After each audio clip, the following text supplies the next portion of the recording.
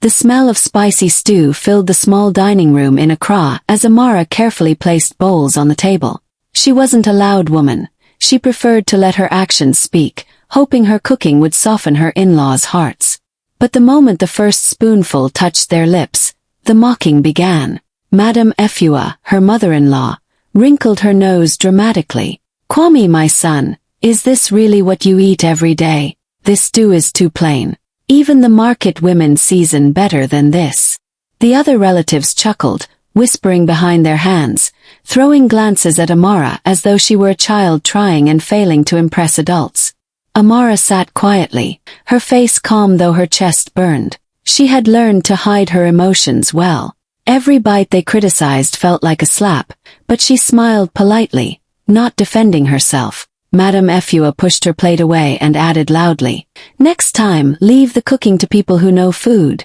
A wife must know her husband deserves better." The laughter grew louder, filling the room, bouncing off the walls, stabbing into Amara's heart. She lowered her eyes to her lap, her hands resting still, though inside her mind raced with the truth she carried. If only they knew. If only they could see the kitchens she commanded, the events she had fed, the powerful people who requested her meals. She swallowed her pain and tucked it deep inside, whispering silently to herself, "They laughed at my stew, not knowing I was the one who had fed their entire wedding." Amara still remembered the day she married Kwame. The church in Accra was filled with music, flowers, and bright Kent cloth everywhere. To her, that day was supposed to mark the beginning of a happy life. Kwame stood tall and proud, his smile wide, and when he slipped the ring onto her finger, she thought love was enough to carry them through anything. But even then, she had felt the sharp glances from his family. Madame Efua's eyes had studied her as though she were a mistake her son was about to make. Amara came from a humble background. She grew up in Kumasi, raised by her grandmother after her parents passed away. She wasn't from money, and she didn't have a family name that carried weight. On her wedding day, she overheard her new sister-in-law whispering, "Kwame could have married someone better, someone from a proper family."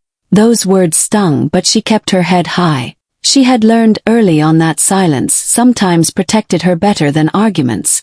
Kwame loved her, or at least he believed he did. He was proud to show her off as his bride, but he never noticed how his family's words cut into her. He thought their teasing was normal, part of family life. Amara, however, knew it was more than teasing. It was rejection.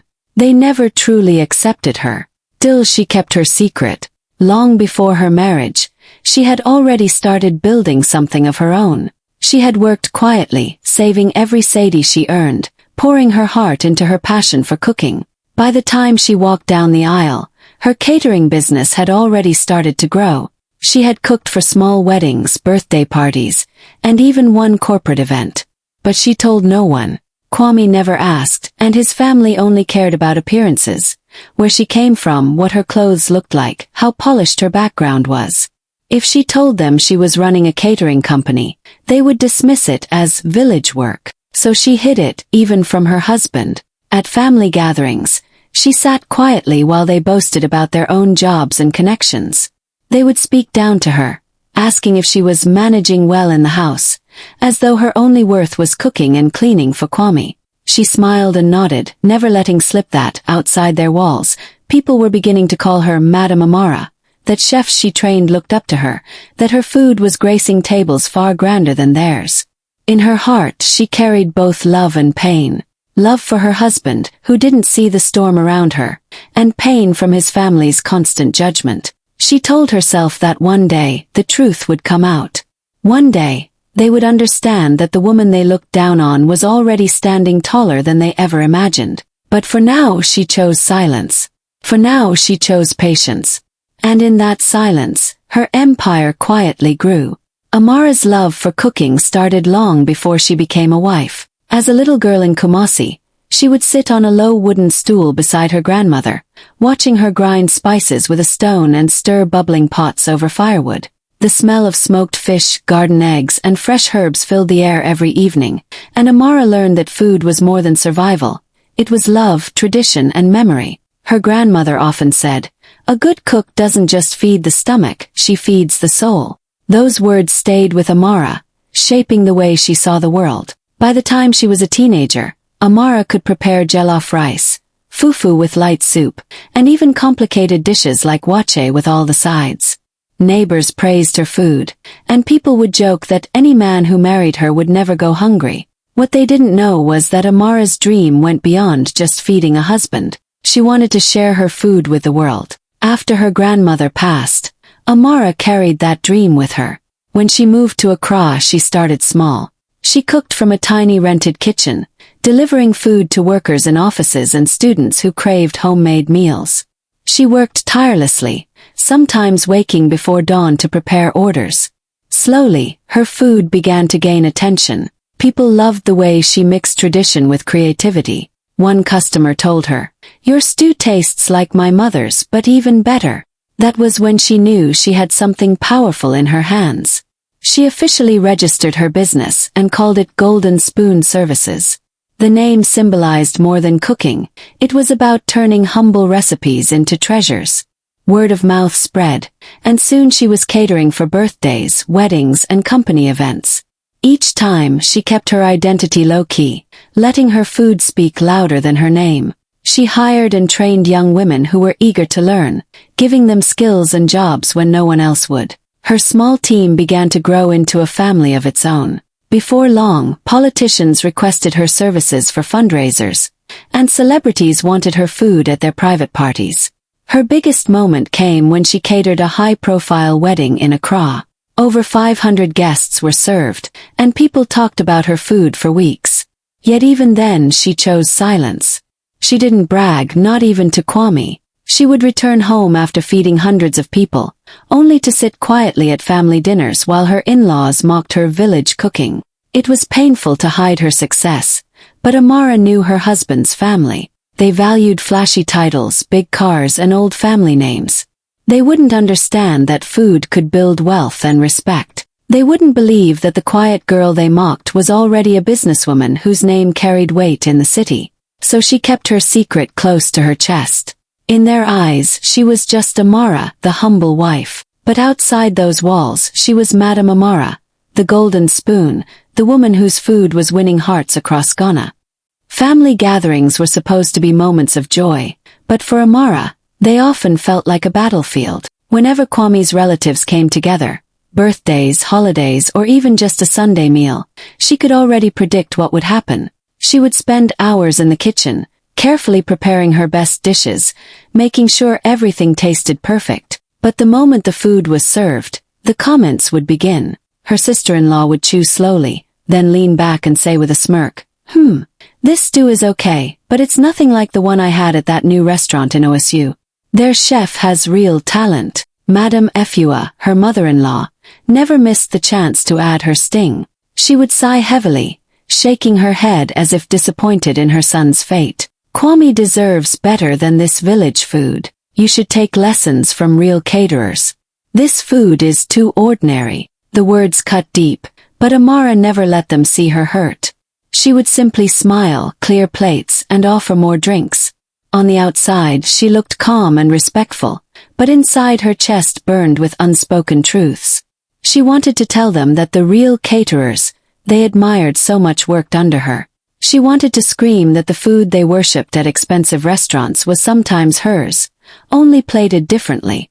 But instead, she swallowed her pride and let the insults roll over her like waves.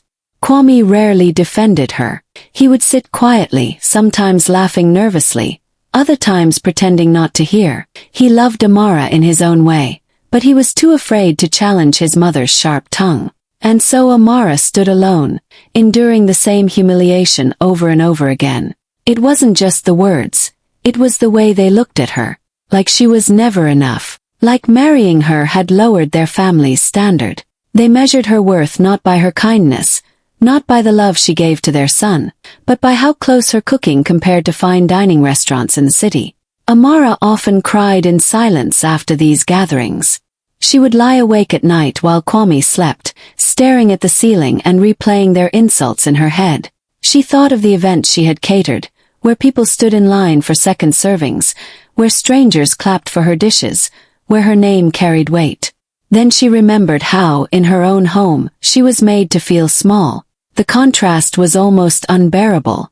But even through the pain, she stayed silent. She knew timing was everything. One day she promised herself they would taste her food and not just eat it. They would respect it. They would realize the woman they mocked for village food was the very woman feeding the city's elite. For now, she smiled through her tears, letting their arrogance blind them. But deep inside, she was waiting for the perfect moment to show them who she truly was.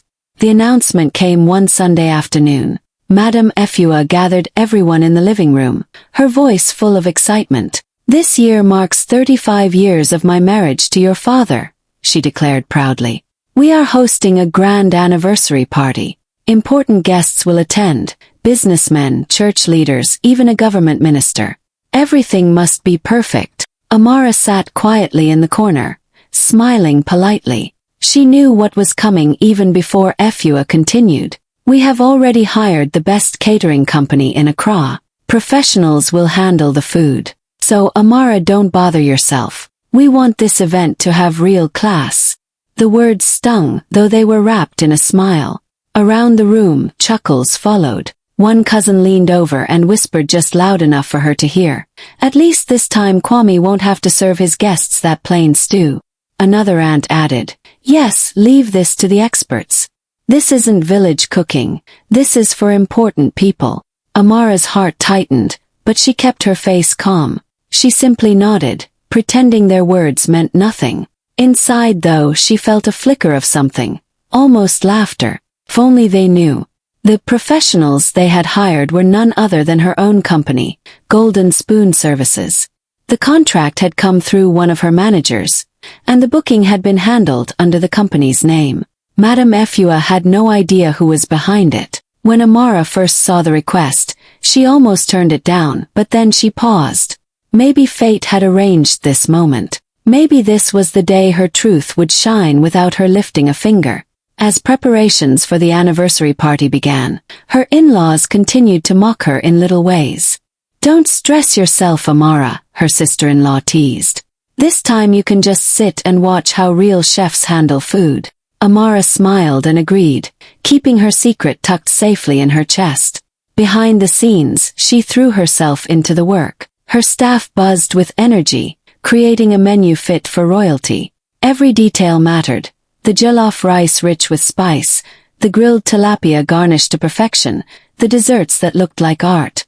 Amara inspected everything personally, making sure not a single mistake would stain the Golden Spoon name. The night before the event, as her family slept, she stayed up late, planning, checking lists, and sending quiet messages to her team.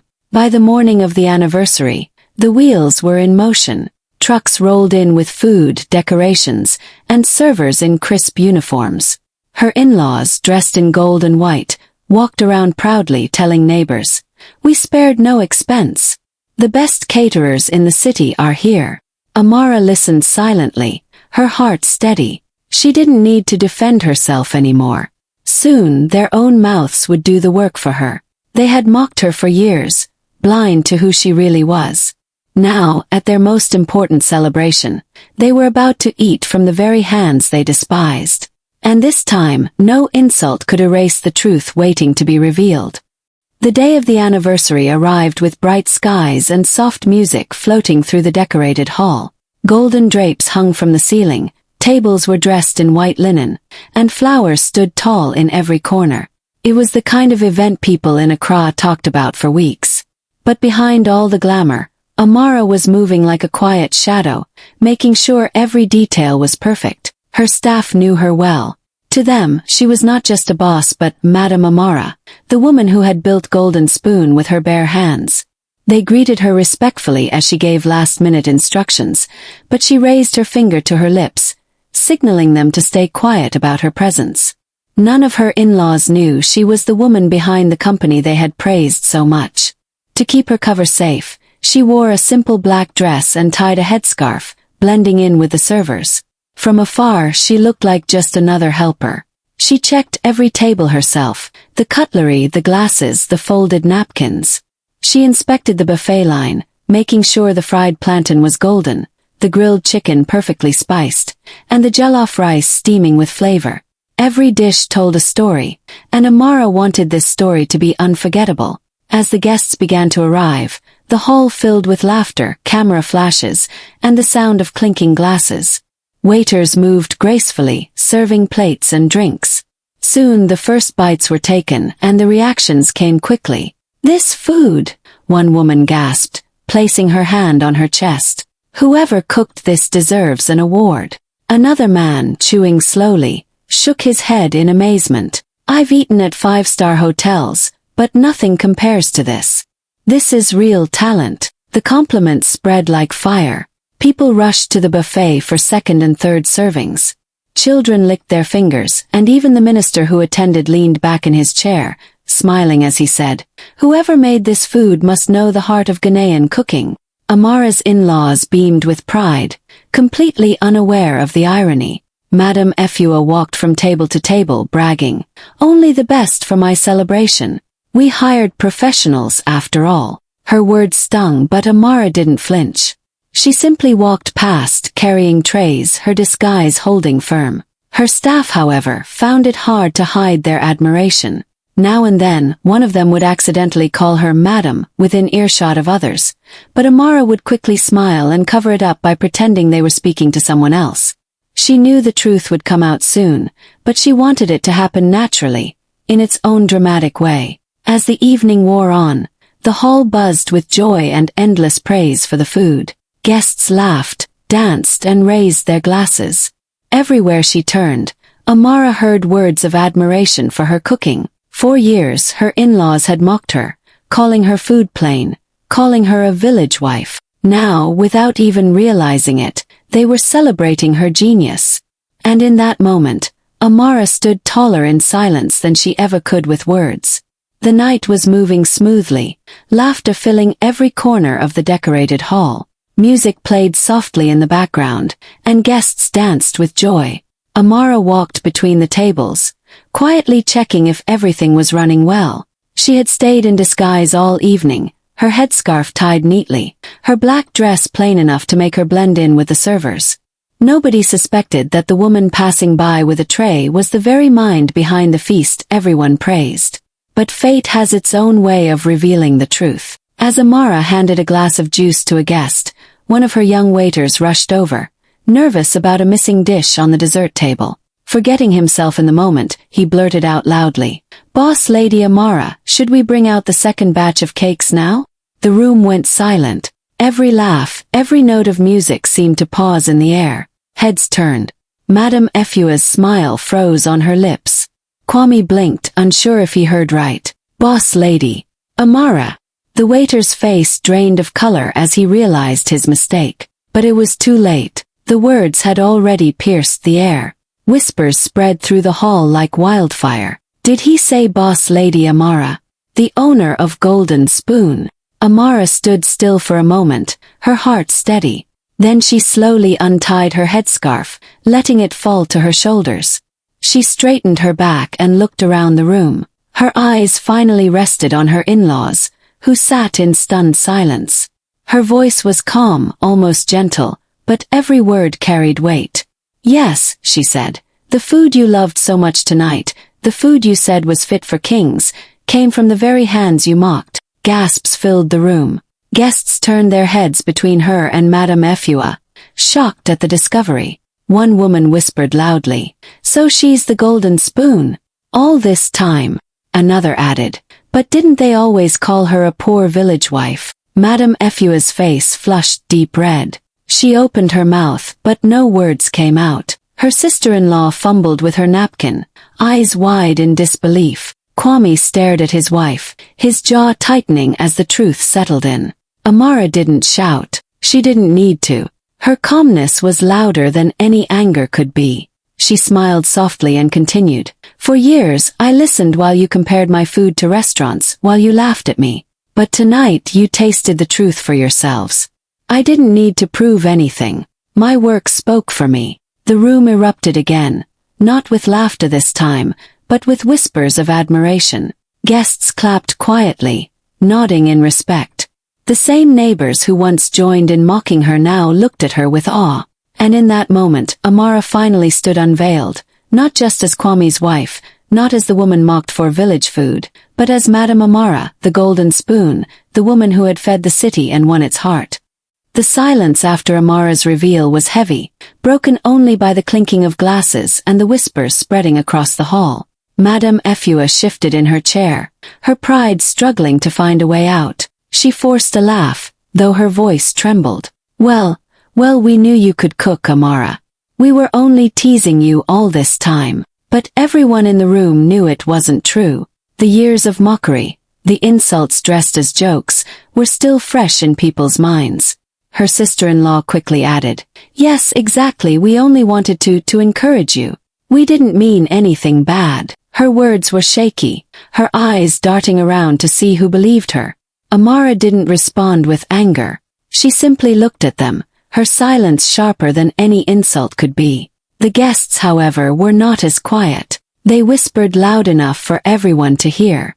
These people mocked her for years, and all along she was the boss behind Golden Spoon, one neighbor said with a smirk. Another added, "They laughed at the cook, but she's the queen of kitchens now." Kwame sat frozen, his face pale. He looked at his wife, then at his family and back again. For the first time he saw the truth clearly. The woman he had brought into this house, the woman his family belittled, was not just a good cook, she was a businesswoman, respected by politicians and celebrities.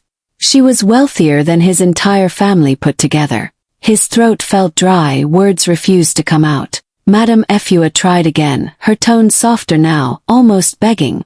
"Amara, you should have told us. We are family. Why keep such things a secret?" Amara smiled faintly, but her eyes were steady. "Would you have listened if I told you? From the first day I came here you decided I was not good enough. You didn't care about my heart, my effort, or my work. You cared only about names and appearances. That's why I stayed silent." The hall buzzed louder. Guests exchanged looks, some shaking their heads at the arrogance they had just witnessed. Others clapped quietly for Amara's courage. A few of Kwame's cousins slipped out of their seats, embarrassed to even stay in the spotlight of this humiliation. Kwame lowered his head, shame burning through him. He wanted to defend his mother, but the truth was undeniable. The evidence was in every bite of food, every word of praise from the guests. His wife had achieved more than he ever imagined, and he had failed to stand by her. As Amara walked past the tables, people reached out to congratulate her, some even bowing their heads slightly in respect. She thanked them humbly, never raising her voice, never boasting. Her dignity spoke louder than their excuses. By the end of the night, the gossip had already spread beyond the hall. The story would travel across Accra. They mocked her cooking, but she built an empire. They laughed at her food, but she fed the city. And nothing her in-laws said could change that truth. The party ended, but the storm inside the family had only just begun. After the last guest left and the music faded, Madame Efua called for a family meeting in the corner of the hall. Her face was stiff, her pride bruised. The other relatives gathered around, still embarrassed from the night's reveal. Kwame sat quietly, his eyes darting between his mother and his wife. The air was thick with unspoken words. Amara stood calmly, her hands folded in front of her. For years she had taken their insults in silence, but not anymore. Her voice was steady, clear, and louder than it had ever been in that family. "I need to say this once and for all," she began. "You don't get to belittle me in my own home. You don't get to laugh at me, mock me, or call me less. Either respect me or stay away." The relatives gasped. They weren't used to hearing Amara speak this way. Madame Efua's eyes widened, her lips pressing into a thin line. She tried to respond, but Amara didn't give her the chance. "I have kept quiet all these years because I thought silence was peace. But silence only gave you the space to disrespect me. That ends today." For the first time, Kwame finally rose to his feet. His voice shook, but he spoke firmly. "Mama, she is right. We have all treated her unfairly. I allowed it and I was wrong. From today things must change. Amara is not just my wife, she is my partner. If you cannot accept her, then you cannot sit at our table." The room fell into stunned silence. Madame Efua's mouth opened slightly, as if she had been slapped. Never before had her son spoken against her in public. The arrogance that had fueled her for years cracked in that moment. The other relatives shifted uncomfortably, some lowering their heads in shame. Amara didn't gloat, didn't raise her voice higher. She simply looked at each of them with calm strength. "I don't ask for your love," she said softly, "but I will not live under your disrespect. Respect me or stay away. The choice is yours." Her words hung in the air like a final judgment, and this time nobody argued back. Madame Efua sank into her chair, her pride collapsing under the weight of truth. A few cousins muttered weak apologies. The same people who once mocked her stew now had no defense, no arrogance left to hide behind. Kwame walked to his wife and placed his hand gently on her shoulder. For the first time, he chose her openly, standing by her side instead of shrinking into silence. That simple gesture was louder than anything else that night. From that day, the balance of power in the family shifted. No longer was Amara the quiet wife who endured humiliation. She had drawn her line, and everyone knew it. The gossip in the neighborhood changed too. People no longer whispered about the village wife. Instead, they said with respect, "She is the woman who made her in-laws bow without raising her voice." Amara's life changed after that night. The family drama became just a small chapter in her bigger story. Instead of letting their mockery weigh her down, she used it as fire to build something greater. Her catering business, once just a small kitchen with borrowed pots, grew into one of the most respected companies in West Africa. From weddings in Accra to corporate galas in Lagos, people lined up to book her services. Her food carried more than flavor. It carried dignity, resilience, and a story of survival. But Amara didn't stop at her own success. She knew how many young women were out there, full of talent but without opportunity. So she started a mentorship program, training girls from villages and towns to become professional chefs. Some of them had been told they were just good for kitchen work. Amara smiled when she heard those words, because she had once lived that insult. "Kitchen work can build kingdoms," she told them, and the girls believed her. Soon, her kitchen became more than a workplace. It was a training ground, a safe place where women learned confidence as much as recipes. She taught them to see every pot, every spoon, every spice as a tool of power. They weren't just cooking, they were rewriting their futures.